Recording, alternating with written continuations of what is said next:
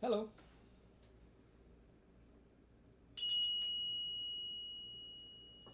It's time for another episode of Pinocchio.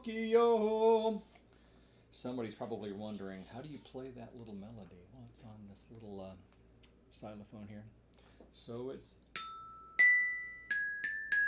Oh, maybe I sang it a bit higher than it needed to be. Pinocchio. Pinocchio.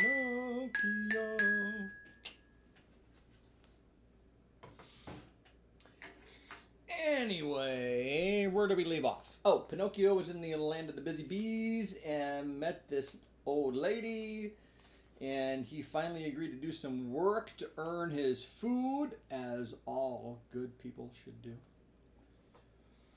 especially boys. And then, surprise! It's the fairy. So, Chapter 25, Pinocchio promises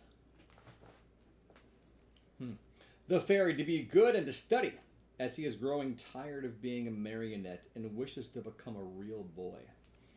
If Pinocchio cried much longer, the little woman thought he would melt away, so she admitted that she was the fairy with the azure hair. "You rascal! How did you know it was I?" she asked, laughing. "My love for you told me who you were." Interesting.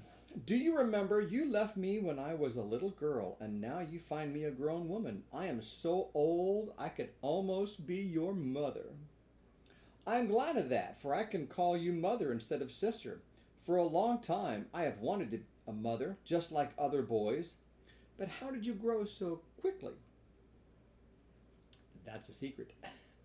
"Tell it to me. I also want to grow a little. Look at me. I have never grown higher than a penny's worth of cheese." "But you can't grow," answered the fairy. "Why not?" "Because marionettes never grow. They are born marionettes. They live marionettes. They die marionettes." "Oh, I'm tired of always being a marionette," cried Pinocchio disgustedly. "It's about time for me to grow into a man, as everyone else does."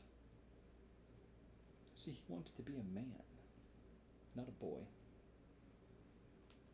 "And you will if you deserve it." "Really? What can I do to deserve it?" "It's a very simple matter. Try to act like a well-behaved child." "Don't you think I do?" "Far from it. Good boys are obedient, and you, on the contrary—" "I never obey." "Good boys love to study and work, and you—" "And I, on the contrary, am a lazy fellow and a tramp all year round." "Good boys always tell the truth."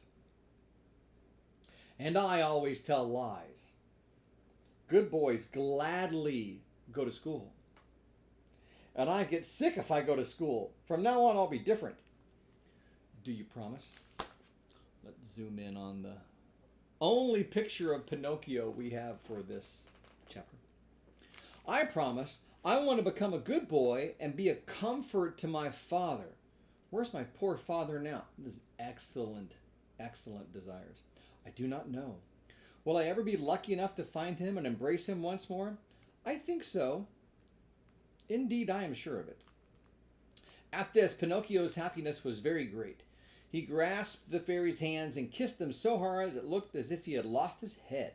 Then he looked at her lovingly and asked, "Tell me, little mother, it isn't true that you are dead, is it?"